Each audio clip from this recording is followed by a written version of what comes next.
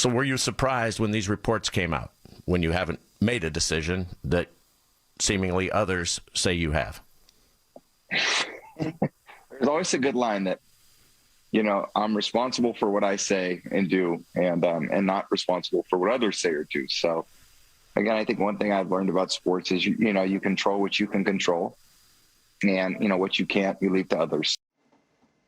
Here to break it all down, legendary sportscaster, friend of the program, Fox News sports analyst, the host of the podcast, Let's Go with Tom Brady, available, by the way, on Apple, wherever you stream your podcasts. Jim is friends and has been friends with Tom Brady. And by the way, Jim is friends with everybody because Jim is like the nicest guy you'd ever want to meet. And there's a lot of good guys in sports. Jim Nantz is a great guy. You're a great guy. Al Michaels is a great guy. I'm sure I'm forgetting some people here, but it's an interesting crowd. But all right, so you're friends with Tom. You do this podcast with him. How often do you do it?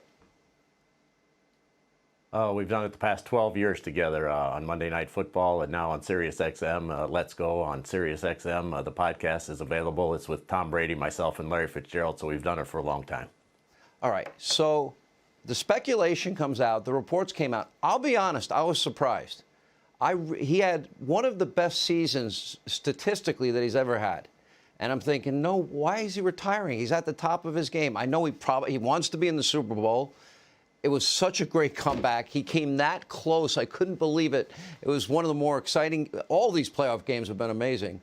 And it's like that Rocky moment when he says, I still have stuff in the basement. I'm hoping Tom has stuff in the basement. What did he tell you? Well, he said tonight that he has not come to a decision, that he is taking it day to day, and then when he makes a decision, he will let us all know. He said last week that he has two loves, and obviously we've all known that for a long time. He loves football and he loves his family. He also said that his family needs him, and it's not just about what he wants to do, but what they all want to do as a family. So he's weighing this all out. He's number one in all the statistical categories. He possibly is an MVP, probably Aaron Rodgers, and Tom will finish second in the voting. But at 44 years of age, he said he would quit when he sucks. Well, he certainly doesn't suck. But certainly all of these other things come into play. He's been in 10 Super Bowls. He's played and won 7 of them. So, he will just decide whether or not he wants to go through this entire process again. And at 44 years of age, he's entitled to do that. He has earned the right and the respect of all of us to let him make his own announcement. I listened to a lot of the podcasts. You sent me clips, and he gave you a pretty good answer on why no decision yet. And he also responded to the unfortunate speculation. Tell us what he told you.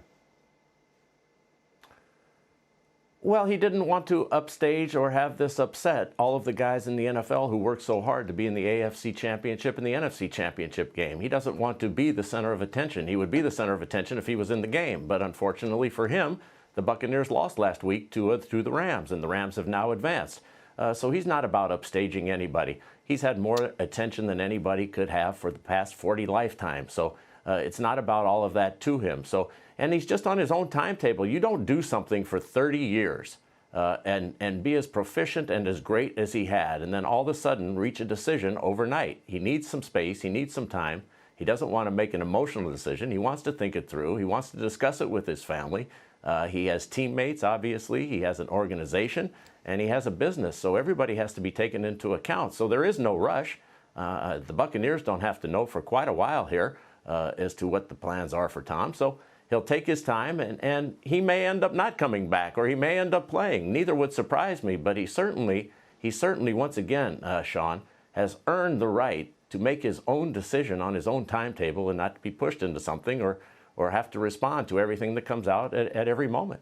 He didn't sound angry or bitter. He just said it was unfortunate that the media rushed with the news that wasn't news. So he had a pretty objective attitude. We got about 20 seconds. He understands what's going on, and he understands what's going on in the media landscape.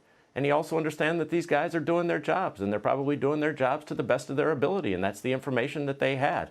That doesn't mean that it's right, and it doesn't mean that it's right at this moment. It may turn out right. We don't know. I don't know. All I know is that when he makes a decision, we'll all be informed, and he hasn't done that yet.